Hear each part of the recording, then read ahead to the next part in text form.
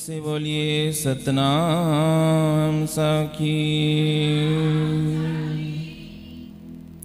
फिर भी बोलिए सतनाम साखी। परम आदरणीय परम श्रद्धेय आचार्य सदगुरु स्वामी टेऊराम जी महाराज, उनके ही स्वरूप में बैठी हुई भागों वाली साध संगत, प्रेम से बोलो हरे राम। फिर भी बोलो सतनाम साखी।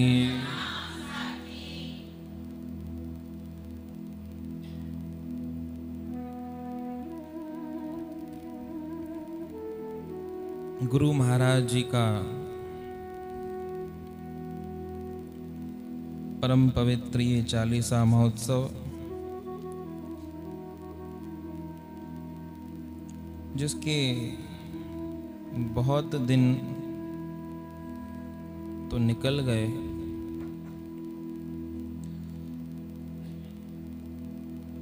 इतने दिन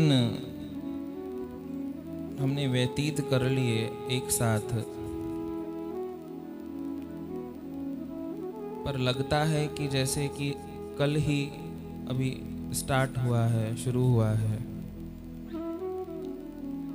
और कहा भी गया है जो अच्छे दिन होते हैं वो बहुत ही जल्दी निकलते हैं,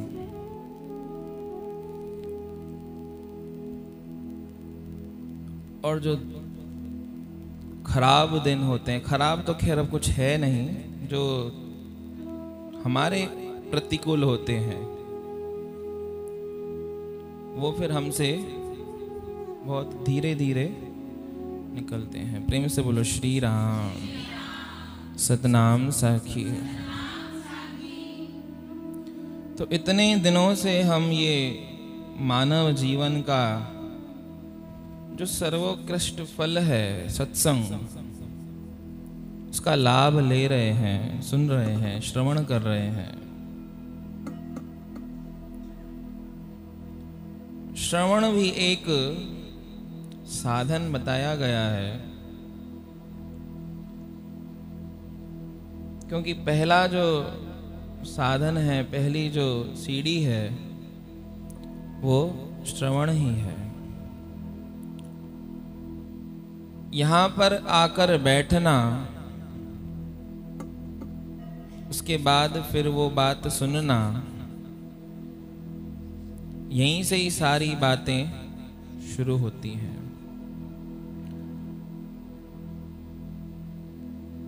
भक्ति का उपदेश करते हुए भगवान श्री रामचंद्र जी माता शबरी को उपदेश दे रहे हैं कि प्रथम भगति संतनी कर संगा,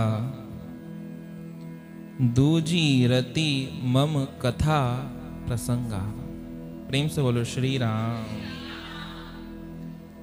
जो पहला पहला साधन बताया गया, पहला पहला जो चढ़ने के लिए रास्ता बताया गया, वो रास्ता यही है कि प्रथम भगति कर संतन संगा। साध संगत के बिना कभी भी मन का अंधेरा दूर नहीं हो सकता, ये शास्त्र बतलाते हैं।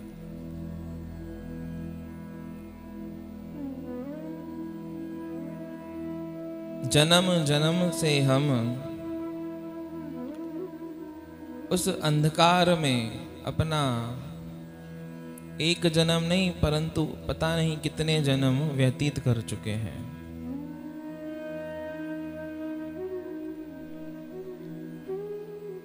सौभाग्य से, जब कृपा से, दया से, अनुकंपा से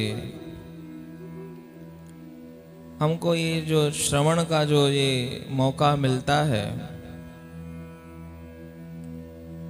तो ये उसी प्रकार से है जिस प्रकार से ना किसी बहुत ही मान्यवर व्यक्ति के बारे में सुनना हो सुना गया हो तो मन में उसके मिलने की उत्कंठा होती है। प्रेम से बोलो श्री राम। कोई ना बहुत मशहूर व्यक्ति हो, उसके बारे में सब लोग अलग अलग बातें हमको बताते हों, कोई बोले कि वो ऐसा है, कोई बोले वैसा है, तो सुन सुन कर श्रवण कर कर कर एक दिन मन बोलता है कि इसको तो देखना चाहिए। प्रेम से बोलो श्री राम। अब वो कोई व्यक्ति हो, कोई स्थान हो, कोई वस्तु हो, वो XYZ कुछ भी हो सकता है, पर जैसे जैसे हम उसके बारे में सुनते हैं वैसे वैसे उससे मिलने की जो रुचि है वो पैदा होती है। अब जब वो चीज मिल गई, प्रेम से बोलो सतनाम साखी। समझो किसी पर्टिकुलर स्थान के बारे में हमने सुना था, अब उस स्थान पर पहुंच गए। किसी व्यक्ति के बारे में सुना था तो उस व्यक्ति से हमने भेंट कर ली, या किसी वस्तु के लिए सुना था तो वो वस्तु से हमारा साक्षात्कार हो गया। तो जब ये बात, ये क्रिया घटित होती है तो फिर मन करता है कि ये जो चीज है, ये जो वस्तु है, जो ये व्यक्ति है, ये मेरा होना चाहिए। क्यों? क्योंकि ये बहुत अच्छा है, बहुत सुंदर है, सर्वोच्च है, तो हमेशा सर्वोच्च चीज पर हम अपना अधिकार प्राप्त करना चाहते हैं। प्रेम से बोलो श्री राम। सतनाम साखी। अब कोई सुंदर शहर हो, सुंदर नज़ारों वाला शहर हो, हवा पानी वहाँ का अच्छा हो, तो मन कहता है कि क्यों ना अब यहीं पर ही रहा जाए, क्यों ना अब यहीं पर ही अपना बसेरा किया जाए। और बहुत से लोग करते भी हैं। बहुत से लोगों को वो जलवायु अपने अनुसार सेट हो जाती है तो वो अपना शहर छोड़कर वहाँ बस भी जाते हैं। प्रेम से बोलो श्री राम। सतनाम साखी, सतनाम साखी, सतनाम साखी। तो सुनने का ये प्रभाव हमारे जीवन में पड़ता है। उसी प्रकार से जब हम साध संगत में, सत्संग में बैठते हैं तो जो संतों के द्वारा बताया गया वो परमात्मा का स्वरूप, परमात्मा की वो जो अनुकंपाएं, परमात्मा की वो जो लीलाएं, उससे जब हम अवगत होते हैं तो मन कहता है कि ऐसे परमात्मा से तो मिलना चाहिए।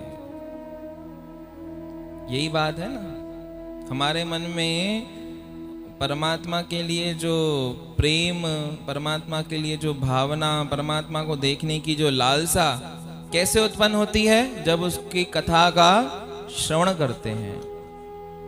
पता ही नहीं हो,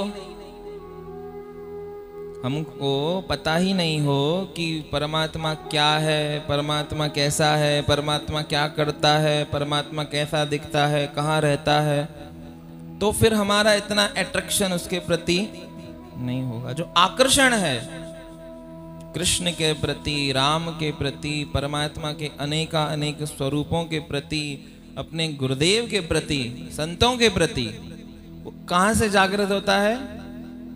वो पहला जो साधन है वो है श्रवण। पर देखा गया है कि जो हमारा श्रवण है ना, वो केवल श्रवण मात्र ही रह जाता है तो श्रवण, परंतु वो सुनना केवल सुनना मात्र ही रह जाता है। यहां पर अब गंभीर बात है। प्रेम से बोलो श्री राम। ये बात जो है ये सोचनीय है, ये विचारणीय है कि जो हमारा श्रवण है वो केवल श्रवण बन के ना रह जाए, वो केवल कानों का रस बन के ना रह जाए। वो जो आंखों से, वो जो कानों से हम सुन रहे हैं, जो कथा रस पान कर रहे हैं, आंखों से जो वो दीदार कर रहे हैं, वो सब चीजें हमारे अंतर्घट में व्याप्त होनी चाहिए, जानी चाहिए। प्रेम से बोलो श्री राम। आ रही है बात समझ में? आ रही है या नहीं? नहीं आ रही हो तो बताना भाई, प्रेम से बोलो सतनाम साखी। तो पहला जो साधन बताया गया है वो पहला साधन है प्रथम भगति कर संतनि संगा। मेरे जो भक्त हैं, मेरे जो संत हैं, मेरे जो प्यारे हैं, उनका संग करने से क्या होता है? मुझ में रुचि जागृत होती है। अब बात देखो विचारणी ये है कि जो हमारा श्रवण है, संग तो हम भी कर रहे हैं ना। संग क्या हमारा कम थोड़ी नहीं है, रोज इतना टाइम निकाल रहे हैं, इतना सब कुछ छोड़कर यहाँ पर आ रहे हैं, बैठ रहे हैं, सुन रहे हैं, सब जो लिखा गया है उसके अनुसार ही हो रहा है। परंतु कहाँ कमी आ गई? अब ऐसा है तो फिर जब काम ऐसा कर रहे हैं, जब काम सेम है तो जो प्राप्ति है वो भी सेम होनी चाहिए। प्रेम से बोलो श्री राम, सतनाम साखी। गन्ने का जो स्वाद है वो कैसा है? कैसा है? मीठा। अब जब गन्ने को काटा, उसको मशीन में डाला, उसका रस निकला, और वो जो रस को हमने पान किया तो उसका स्वाद कैसा होना चाहिए? मीठा। मीठा लगना चाहिए ना। अब वो रस कोई बोले कि मेरे को नमकीन लग रहा है, या ये स्वाद मीठा नहीं है, कुछ और है, तो इसके दो कारण हैं। प्रेम से बोलो श्री राम। ये जो रस पान कर रहे हो, या तो वो गन्ना नहीं है। प्रेम से बोलो सतनाम साखी। दिखने में भले ही गन्ना है पर है नहीं, क्योंकि ये तो स्वभाव ही है ना। ये सत्संग का स्वभाव है कि सत्संग अगर हमारे अंतः में जाएगा तो वो परमात्मा के प्रति हमको लालायित करेगा ही करेगा। ये तो प्रभाव है, उसका स्वभाव है। परंतु उसके बाद भी अगर ऐसा नहीं हो रहा है तो या तो हम कुछ गलत पान कर रहे हैं। प्रेम से बोलो श्री राम। या तो वो जो रस पान कर रहे हैं वो गन्ने का नहीं है, इसलिए मीठा नहीं लग रहा। और या फिर जो चीज हम पान कर रहे हैं उसमें कुछ मिलावट है। बहुत बार क्या होता है कि वो जो मिठाई की राशि कम और उसमें और बहुत से सामान डाल दो तो वो चीज कड़वी हो जाती है। तो कथा का परिणाम, सत्संग का परिणाम, श्रवण का परिणाम, महापुरुष बोलते हैं कि मनन होना चाहिए। वो कथा हमारे केवल कानों का रस नहीं बन जाए। अब एक बात विचार करने की है कि जो हमारी दुविधा है ना, दुविधा ये नहीं है कि हम श्रवण नहीं करते, श्रवण करते हैं, बहुत श्रवण करते हैं, बहुत सुनते हैं, पर उस सुनने के बाद भी हमारे जीवन में असर नहीं होता, ये दुविधा है। तो कहीं ना कहीं कुछ गड़बड़ चल रही है। तो गड़बड़ दूर कौन करेगा? कौन करेगा? कौन? गुरु तो बता रहा है ना, और क्या करेगा? संत लोग, गुरु लोग, परमात्मा तो कृपा कर रहा है, तभी तो मिल रहा है। लिखा गया भजन में कि पूरब जन्म जी जहजी तकदीर थी खुले, भागन सा जीव खेतो संतन जो संग।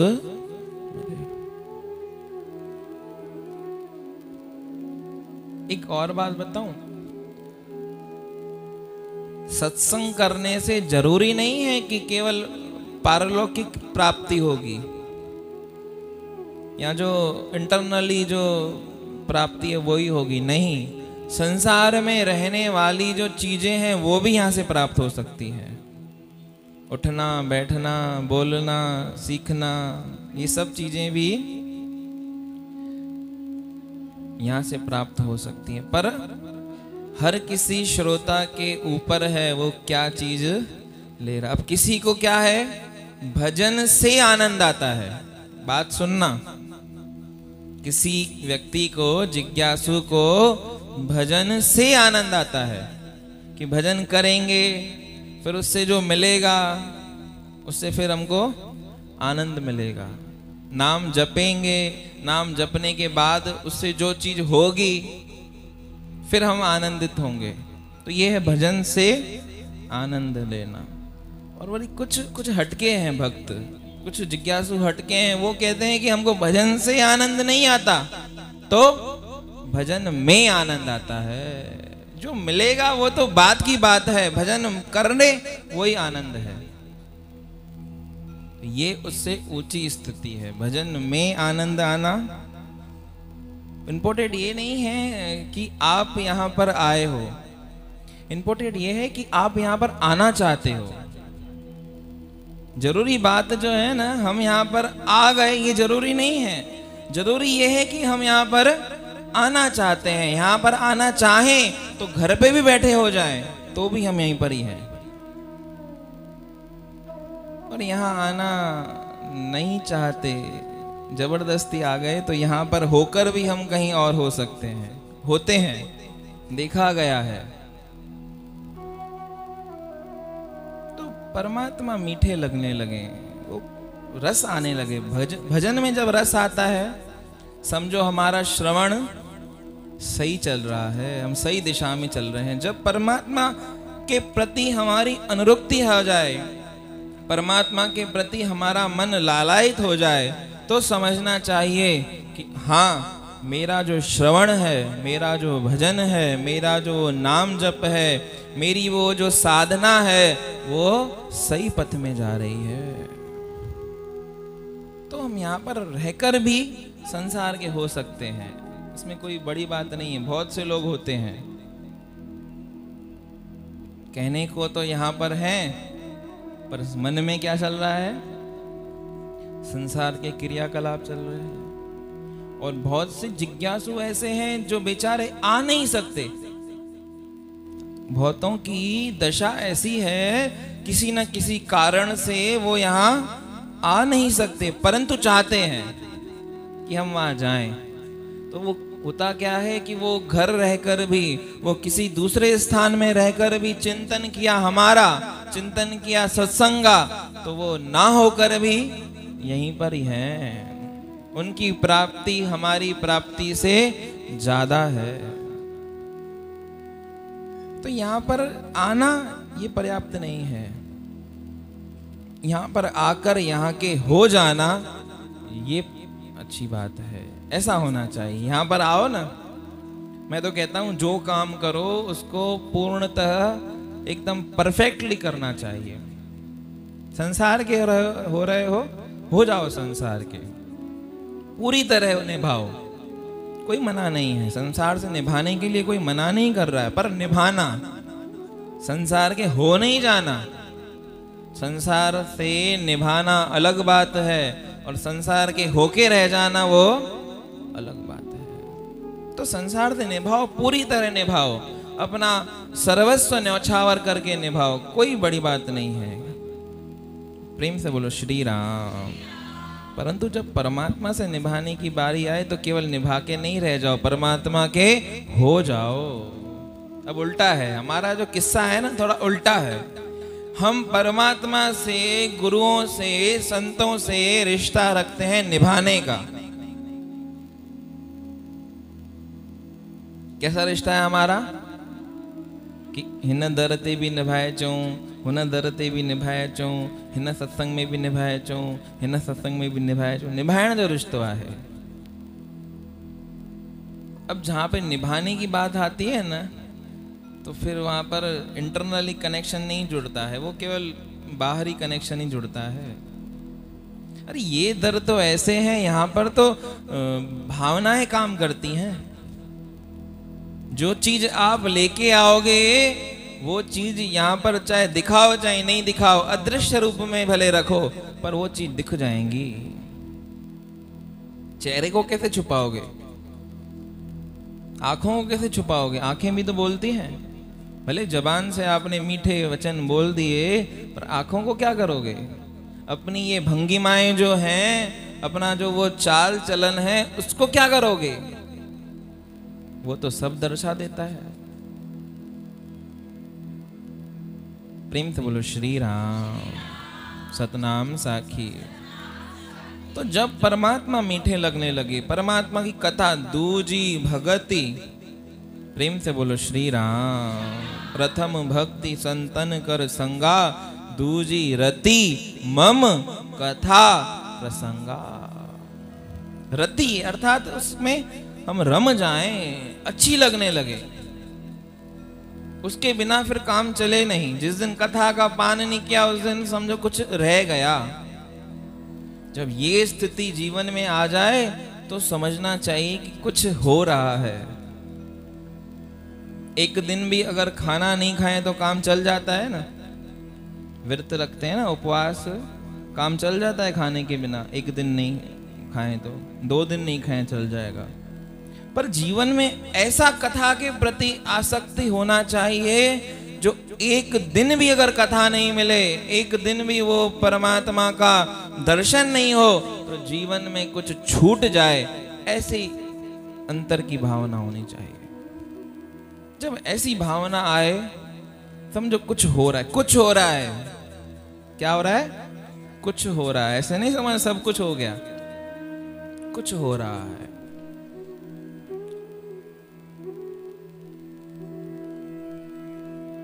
तो श्रवण जरूरी है। श्रवण अंतर में वो वृत्ति पैदा करता है, परमात्मा के प्रति वो मिलने का जो भाव है, उसके प्रति वो जो अपना आकर्षण है, वो जो पैदा होता है, वो होता है सत्संग से, श्रवण से। तो श्रवण को अंतः में डाल दें, घोट घोट कर, जैसे ना पीते हैं ऐसे पी लेना चाहिए। इसलिए कथा को महापुरुषों ने कहा गया कि ये जो कथा है, ये जो सत्संग है, ये रसपान है, इसको पीना चाहिए। सुनने का काम जो है वो बहुत कम जगह उपयोग आया है। कथा सुनी नहीं जाती, सुनना तो फिर यो ही हो गया ना कि बहुत अच्छी कथा है, बहुत सुंदर कथा है। बोला क्या? किसकी कथा थी वो मेरे को याद नहीं है, वो भूल गया। अरे भूल गए, भूलने की बात थोड़ी नहीं है। भूलना अर्थात आपने केवल सुनी है। जिस दिन भूल जाओ ना, आज की कथा अगर भूल जाओ तो समझो केवल सुनी है। वो कथा अंतर में घट कर जाए, बह जाए नस नस में, तो फिर वो भूल सकते हैं क्या? तो सत्संग को महापुरुषों ने बोला पियो, पीनी है तो प्याली हरि नाम की पी, नाम की तू पी, कौन तुझे रोकता है, सुबह शाम पी। पीनी है तो प्याली हरि नाम वाली पी, राधे श्याम वाली पी, कौन तुझे रोकता है सुबह। तो पीना चाहिए। जो चीज पी ली वो हमारे रक्त जो है उसमें वो प्रवाहित हो गई, मिल गई, घुल गई, अब वो अलग नहीं हो सकती। तो हम कहते हैं कि भूल जाते हैं, भूल जाते हो ना सत्संग। कल क्या खाया था वो भूल गए, किसी ने कौन सा भजन गाया था वो भूल गए। भूल कैसे गए? भूलना यानी कि केवल कान रस लिया है, कानों की बातें वो भूल जाने की हैं। जो आंखों ने देखा दृश्य वो एक दिन भूल जाएंगे, पर जो बातें अपने अंतर में प्रवेश कर गई वो फिर भूलना नामुमकिन है। भूल नहीं सकते फिर उसको, वो तो पी ली हमने। तो जब ये बातें जीवन में घटित हों तो समझना चाहिए कि कुछ हो रहा है, कुछ अच्छा हो रहा है। कुछ हो रहा है यानी कुछ अच्छा हो रहा है, अच्छा होने वाला है, अच्छा होगा, जब तक ये नहीं है, प्रथम साधन ये है, श्रवण का साधन प्रथम है। प्रेम से बोलो श्री राम। तो सुनना भी बहुत अत्यधिक जरूरी है, पर वो सुनना केवल सुनना नहीं रह जाए, ये बात पे हम सबको ध्यान देना चाहिए। तो संत महात्मा हमको जो उपदेश करते हैं, वो जो अपनी बातें बताते हैं, तो वो हमारे अंतर में रमनी चाहिए। वो कथा, वो परमात्मा के जो नाम है, परमात्मा के जो प्रसंग हैं, संतों महात्माओं के जो चरित्र हैं, वो हमारे अंतर में जब रमने लगेंगे तो एक स्वतः ही उनसे मिलने की बात आएगी हृदय में, यार ऐसे महापुरुषों का तो दर्शन होना चाहिए, ऐसे परमात्मा की तो प्राप्ति होनी चाहिए। अब जब वो प्राप्ति हो भी गई, प्रेम से बोलो श्री राम। मैंने क्या बोला कि किसी को भजन से आनंद आता है। अरे हम तो इतने स्वार्थी हो गए हैं, कहीं कहीं पर देखा मैंने कि भजन भी स्वार्थ से करते हैं। 100 मालाएं जप ली और उसका फल इतना मांगते हैं। एक और बात बताऊं आपको, बहुत से जगह पे पैसे देकर भजन होता है, आपको पता है? नहीं पता? 100 रुपए दे दो, आपके लिए वो 100 मृत्युंजय का मंत्र जाप करेंगे पंडित जी। करवाते हो ना? प्रेम से बोलो श्री राम। अब वो जाप वो कर रहे हैं, 100 रुपए आपने दे दिए, खरीद लिया भगवान को। कल भी मैंने बताया था या परसों बताया था, अरे प्रारब्ध जो है, भोले भाले लोग हैं बहुत। पंडित जी ने बोला अनुष्ठान कर लेंगे, और आपके ऊपर जो ये जो गृहचारी चल रही है, ये थोड़ी खराब चल रही है, तो क्या करोगे? बोले कि 100 मृत्युंजय महामंत्र का जाप करना पड़ेगा। कौन करेगा? बोला आप पैसे दे दो, हम कर लेंगे, हम अपने पंडितों से करवा लेंगे। अब हम भोले भाले इंसान, लालच है ना मन में, भय है, तो हमने भी वो जो 5100 रुपये दिए और बोला आप वो 100 मंत्र जाप करवा लेना। अब उन्होंने करवाया। प्रेम से बोलो श्री राम। अब वो जो करवाया उन्होंने किया, तो उसका फल क्या हमको मिलेगा? हमारे दुख दूर हो जाएंगे? हो जाएंगे? हो जाने चाहिए ना, पैसे दिए हैं हमने। अरे प्रारब्ध को इतना सस्ता समझ लिया, 5100 रुपये दिया और प्रारब्ध खत्म। फिर तो वो भगवान जो आए धरती पे, मैंने बताया कि उनकी खुद का सगा भांजा जो नवयुवक है, वो मृत्यु को प्राप्त हो रहा है, वो भी छल से, किसी बल से नहीं मरा अभिमन्यु, छल से मरा। इतने सारे योद्धाओं ने मिलकर मारा। वो प्रारब्ध भी परमात्मा ने देखा, परंतु उसने हस्तक्षेप नहीं किया। खुद का पिताजी, वो जिस घड़ी मरना है उसको उसी घड़ी मरने के लिए छोड़कर चला गया वनवास, परमात्मा स्वयं। इतना होता, प्रारब्ध में हस्तक्षेप अगर कर सकते तो वो नहीं जाते ना। अब हम 5100 रुपये दक्षिणा देते हैं और मन में विचार करते हैं कि हमारे सारे दुख दूर हो जाएंगे। नहीं, मृत्युंजय को परमात्मा को भेंटा देते हो, उसमें भाव रखते हो। 10 रुपए देते हैं तो 10,000 का भाव रखते हैं, अरे मेरे को नफा होना चाहिए। ये क्या भावना हुई? दिया सो दिया, उसमें फिर भावना कौन सी? भजन किया सो किया, गुरु के दर आए सो आए, जो आए वही तो आनंद है। इसके अलावा और क्या आनंद चाहिए? और कुछ भी चाहिए क्या? अरे लिखने वालों ने लिखा, तुम सामने खड़े हो, मैं सजदा कर रहा हूं, बड़ा लुफ्त आ रहा है बंदे को बंदगी में, बड़ा लुफ्त आ रहा है बंदे को बंदगी में। यही तो भक्ति का फल है कि वो भक्ति होती रहे। भक्ति ही भक्ति का फल है, भक्ति का फल कोई और नहीं है, ऊपर से आएगा नहीं कोई। भक्ति का फल ही यही है जो भक्ति करते रहो। नाम जपने का फल यही है कि नाम जपते रहो। प्रेम करने का फल ही यही है कि प्रेम करते रहो। यहाँ आने का फल यही है कि यहाँ आते रहो। यही तो फल है, यही तो नीह जो नातो जेको आहे वो यही तो है कि नीह निभजी अचे। क्यों बोलते हैं अंत काल में वो परमात्मा मिल जाए? क्यों? क्योंकि वो आना जाना सिलसिला चलता रहे। लिखने वालों ने लिखा कि मैं यहाँ रोज आऊं रोज जाऊं, यहाँ रोज आऊं रोज जाऊं, फिर रोज आऊं फिर रोज जाऊं। यहाँ रोज आते जाते मेरी सारी जिंदगी तमाम हो जाए। ये देखो कितनी भावनाएं हैं इस बात में, कितना दर्द है, कितना प्रेम प्रकट होता है कि आने जाने का जो ये सिलसिला है ये कभी समाप्त हो ही नहीं। हम तो और चाहते हैं कि यहाँ आ जाएं और यहाँ आने के बाद कुछ और चीज मिलेगी, उससे फिर हम खुश होंगे।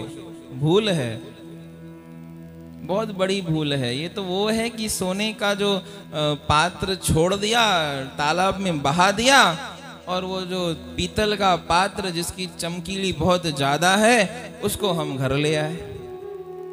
प्रेम से बोलो श्री राम।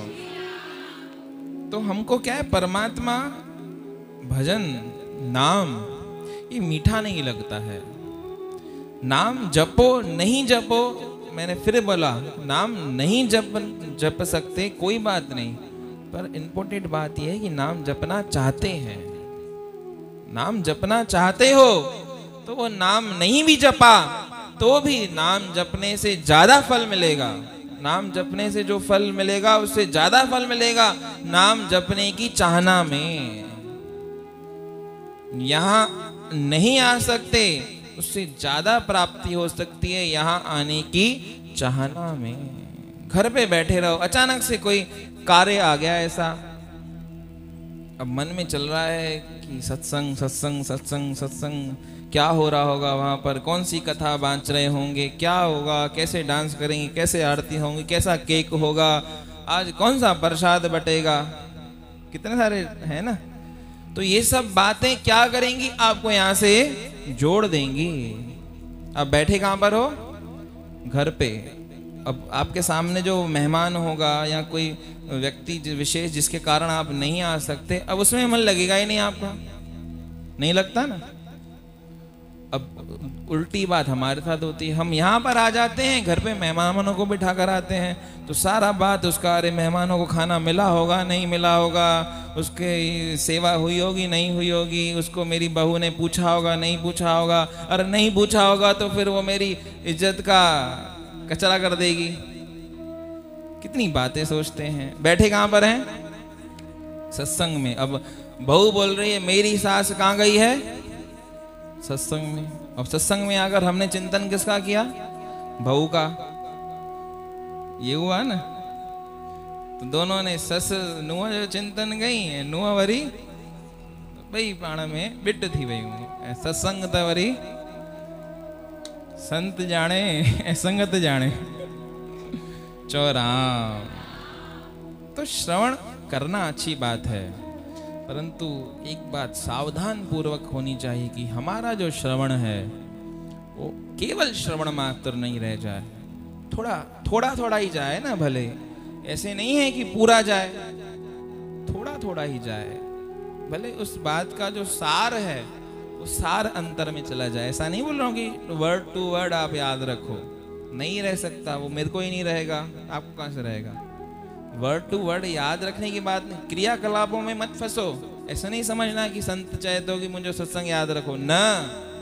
अरे जो कहने का भाव है वो भाव अंतर में घर कर जाए, समझना बात को। फिर बोल रहा हूँ, आपको याद, आपकी जो स्मरण शक्ति है उस पर जोर नहीं दे रहा हूँ, वो तो भूल जाओगे। तन है, आपकी बुद्धि है, वो तो भूलना ही है। ये जो शरीर का जो धर्म है वो तो करेगा ना अपना। ऐसा थोड़ी ना कोई हम इंद्र की औलाद हैं, अमृत तत्व को पी कर आए हैं, ऐसा थोड़ी नहीं किया है। पिया है क्या अमृत? नहीं पिया है तो भूलना तो सहज ही है। पर जो चीज हम बोलना चाहते हैं, जो चीज हम सुनना चाहते हैं, वो केवल सुनना मात्र न रहकर वो हमारे अंतर में रम जाए कि वो कहने का भाव क्या था, वो जो गुरु की जो कृपा है उसका फल क्या था।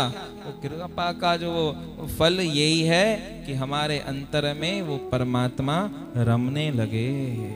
हमको भजन से आनंद नहीं आए, हमको भजन में ही आनंद आने लगे। ये बहुत अच्छी बात है, किसी संत के मुख से ही मैंने सुनी थी, परंतु बहुत अच्छी लगी। बहुत इसमें बहुत वजन वाली बात है।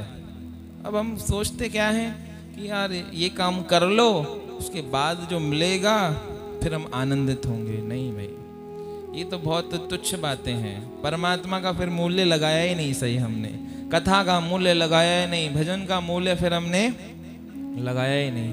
अब होता क्या है, मैं बता रहा था ना आपको बात कि मृत्युंजय महामंत्र का जाप करेंगे, 5100 रुपये भेटा ले ली। अब इतनी बड़ी बात मृत्युंजय महामंत्र, अब उससे हम मिटाना चाहते हैं अपने ये जो दुख हैं, अपनी प्रॉब्लम्स। अरे मृत्युंजय महामंत्र का जाप करो तो स्वयं मृत्यु से परे हो जाओगे। स्वयं उसका नाम ही क्या है, मृत्युंजय, मृत्यु के ऊपर जय प्राप्त करने वाला। तो जब स्वयं जपोगे तो खुद ही उस मृत्यु के डर से ऊपर हो जाओगे। तो फिर वो जपाने की जरूरत कहाँ है? फिर वो कथा में प्रेम से बोलो श्री राम। फिर वो संकल्प लेने की जरूरत कहाँ है? फिर वो संकल्प भी लेवाते हैं हमको, भाई संकल्प लो आप। भाई संकल्प से ही सब ऐसा हो जाए तो फिर तो प्रारब्ध का तो कुछ हुआ ही नहीं ना। सब पाप करो, रोज मछली खाओ, दूसरे दिन 2 मछलियां दान कर दो। नहीं, ऐसा होना चाहिए ना। 1 खाओ, 2 दान कर दो। 1 मुर्गा खाओ, 2 मुर्गे को छोड़ दो।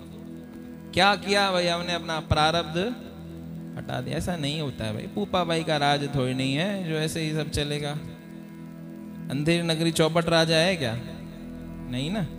सुनिए कथा, अंधेर नगरी चौपट राजा, टके शेर भाजी टके शेर खाजा। तो ऐसा राज यहाँ पर नहीं है। यहाँ तो प्रारब्ध भोगना ही पड़ेगा।